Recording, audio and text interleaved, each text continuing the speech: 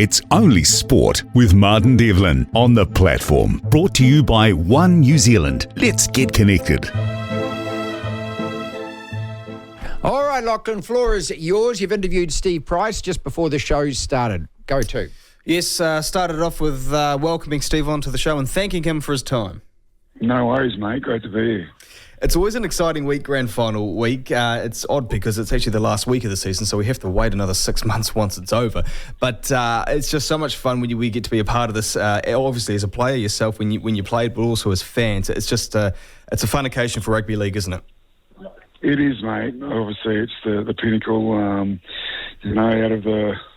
Out of all the teams that set out at the start of the year to be here on this day at the end of this week, there's only going to be 2 teams that get to do it. So when you're one of those teams, it's a really special time.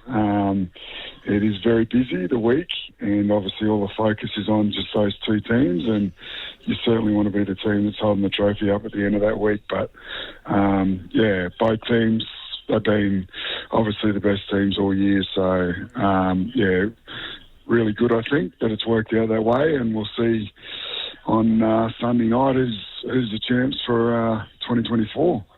Steve, what's it like as a player? You endured this week a couple of times. Well, endure maybe not the right word. You enjoyed this week a couple of times, contrasting results here and there. But what's it like the build-up to a grand final as a player?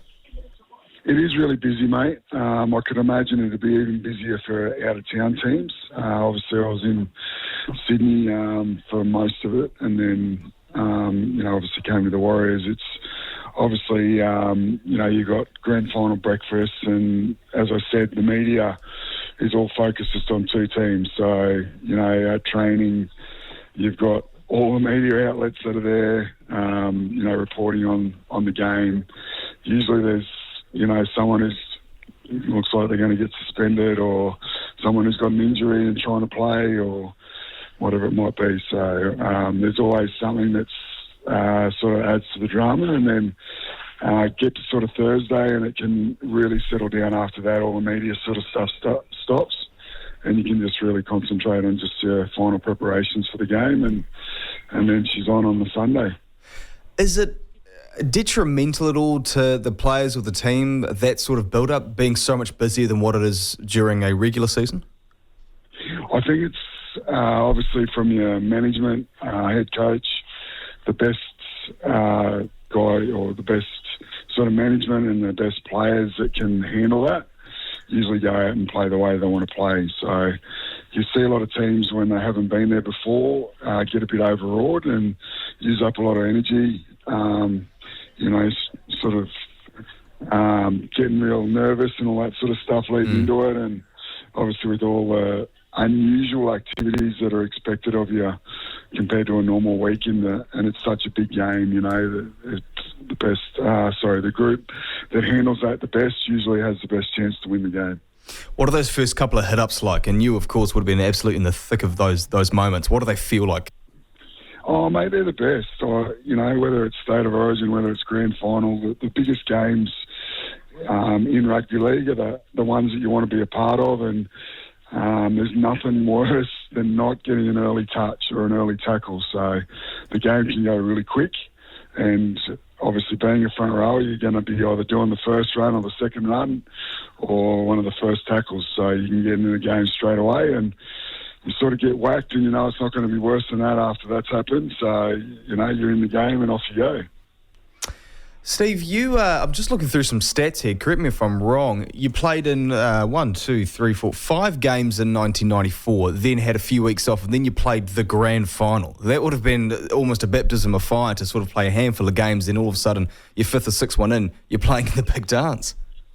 Yeah, it was, mate. It was a dream come true, right? A part of a really good team, came up against an unbelievable team in Canberra, and I sort of come off the bench. I got the last 10 minutes, and I was, I think, doing the lap of honour with Canberra, even though we lost. I was that excited, so it was just awesome. It was a great experience, and then got back to the dressing room, and Peter Moore, our CEO, said, "You don't ever want to feel like this again, mate." And I said, "Are you serious? This is the greatest thing ever." And then you looked around and you sort of saw some of the great players, Terry Lamb in the dressing room, very distraught and upset. And then the next year we were able to go on and win it, and you actually understand what he was meaning, right? So, I was only 20, mate. So, yeah, like you say, I only played a handful of games. Very unexpected to get a run. Like there was, I think, 10 of us sitting on the bench, and yeah, we had the old bench lotto, and I just happened to be one of the ones who got a run in the game. So, won the bench lotto as well as got the last 10 minutes of the grand final. So what was different about the team a year after this Bulldogs side? Because, of course, as you say, losing in 94, then coming back and winning it the next year against Manly in the grand final. What was different about the team that next year? There was definitely no pressure on us in 95.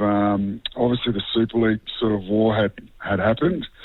We were at the centre of it because we had a couple of guys who signed with Super League and then changed back to the ARL. So they were actually in court in the lead up to the grand final, sort of against our club as well as against what the club was going into. And then Manly were unbelievable. I think they lost one game all year. So, they had it all to lose. And, Terry Lamb gets 10 minutes in the bin. We were pretty much, no one gave us a chance to win it. And, we won it. So, they say that you got to lose one before you win one.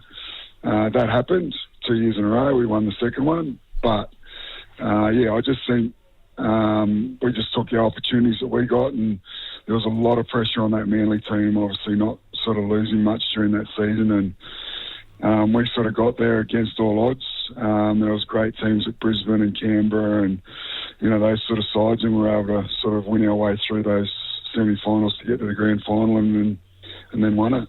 1998, losing to Brisbane in the grand final, and then when you look at 2004, winning the grand final, but you weren't there. Of course, you had a knee injury and not playing in that grand final. What was that like? And I guess the lead up to one actually getting that knee injury in the game against Penrith, and then sort of those days before finding out, okay, you actually can't play the grand final. Yeah, I pretty much knew straight away when I did get the injury in the game. I'd done my medial a couple of times, so I was pretty aware of what I'd just injured. It was like the second tackle of the grand final qualifier, so I was pretty aware of that. But what we did was try to take all the focus off the team, and what we were going to do. And it was all about Steve Price trying to get on the field, which was never going to happen. But it sort of took the pressure off the Jonathan Thurstons and these younger guys who, were just about to play the biggest game of their life, and they could sort of sneak under the radar a bit. And got to Thursday and then announced that I wasn't going to be playing. It was an experience that I reckon I wouldn't have realised the enormity of what it takes to win a grand final, because I was one of those players that didn't actually play in the big dance. I think it was the only game I missed all year, other than the State of Origin games that I set out for. But when you actually don't play in that, you realise what it takes to win the comp. So it's, it is 30 players, not just the 17 that play on that night. And I wouldn't have understood that completely unless I was one of those guys, obviously, which I was. And you sort of feel like a bit of a Harry hang-on on the night, because you're not actually playing and the boys are just having an absolute ball, and like you said, I made the decision to move to the Warriors. It was my last few games at the Bulldogs, who sort of turned me into the player that I became. And it was the second best thing that could have happened, right? Like, winning the comp was amazing, but I would have loved to have been the captain of a premiership winning team. And I sort of did, but I didn't, if you know what I mean. But it was still an amazing achievement, and as a team, that's what you set out for at the start of the year. And there's going to be 17 guys that represent the club at the end of the year, and I wasn't one of those on the field on that night. But we all played our part for us to be there, and then the boys did the job on the night. So it was a great way to leave the Bulldogs, and then obviously go to the Warriors. And I was hopeful that we'd be able to win the first one at the Warriors during my time there, but come close a couple of times, but just weren't able to get over the line. It's Only Sport with Martin Devlin on the platform. Brought to you by One New Zealand. Let's get connected.